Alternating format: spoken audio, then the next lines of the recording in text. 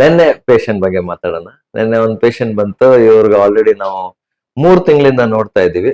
ಆ, ಸ್ವಲ್ಪ female factor ಅಂದ್ರೆ ಮೊಟ್ಟೆ ಕೋಶದಲ್ಲಿ ಸ್ವಲ್ಪ ಮೊಟ್ಟೆಗಳ ಕೌಂಟ್ ಕಮ್ಮಿ ಇದೆ. ಅದ್ ಬಿಟ್ರೆ ಬೇರೆ ಎಲ್ಲ ನಾರ್ಮಲ್ ಇದೆ. ಆದ್ರೆ ಹಸ್ಬೆಂಡ್ ಸೆಮೆನ್ ಟೆಸ್ಟ್ ಆಗಿಲ್ಲ.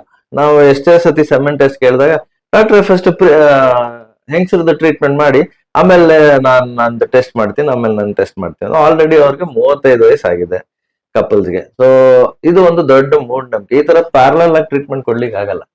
ಈಗ ಹೆಂಗಸರಲ್ಲಿ ಪ್ರಾಬ್ಲಮ್ ಇದ್ರು ಗಂಡಸರಲ್ಲಿ ಪ್ರಾಬ್ಲಮ್ ಇದ್ರು ಇಬ್ಬರಿಗೆ ಟ್ರೀಟ್ಮೆಂಟ್ ಕೊಟ್ರೇನೆ ಆ ಪ್ರೆಗ್ನೆನ್ಸಿ ಆಗೋದು. ನೀವೀಗ ನನ್ಗೆ ಸೆಮೆನ್ ಅನಾಲಿಸಿಸ್ ಗೊತ್ತೇ ಆಗಿಲ್ಲ ಅಂದ್ರೆ ನಿಮ್ಮಲ್ಲಿ ಏನಾದ್ರು ದೋಷ ಇದ್ರೆ ನಾವ್ ಇವ್ರಿಗೆ ಎಷ್ಟೇ ಟ್ರೀಟ್ಮೆಂಟ್ ಕೊಟ್ರು ಹೆಂಗ್ ಪ್ರೆಗ್ನೆನ್ಸಿ ಆಗುತ್ತೆ? ಆಗಲ್ಲ.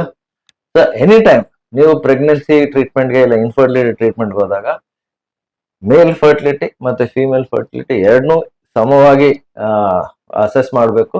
ಅದ್ರ ಪ್ರಕಾರ ಸೂಕ್ತವಾಗಿ ಟ್ರೀಟ್ಮೆಂಟ್ ತಗೋಬೇಕು. ಸೊ ಮೇಲ್ ಇನ್ಫರ್ಟಿಲಿಟಿ ನನಗೆ ಆಗದೇ ಇಲ್ಲ ಅಂತ ಅನ್ಕೊಂಡು ಟೆಸ್ಟ್ ಮಾಡದೇ ಇರೋದು ಒಂದು ದೊಡ್ಡ ಮೂಢನಂಬಿಕೆ. ಓಕೆ, ಸೊ ನಾನು ಹೆಲ್ದಿ ಆಗಿದ್ದೀನಿ, ನಾನು ಓಡಾಡ್ತಾ ಇದ್ದೀನಿ, ನನ್ಗೇನ್ ಪ್ರಾಬ್ಲಮ್ ಅಂತ ಇರಬಾರ್ದು. Always it is very simple test ಅಲ್ವಾ? It's a very very simple test. So I think one semen analysis is always necessary whenever we try to do infertility treatment. Thank you.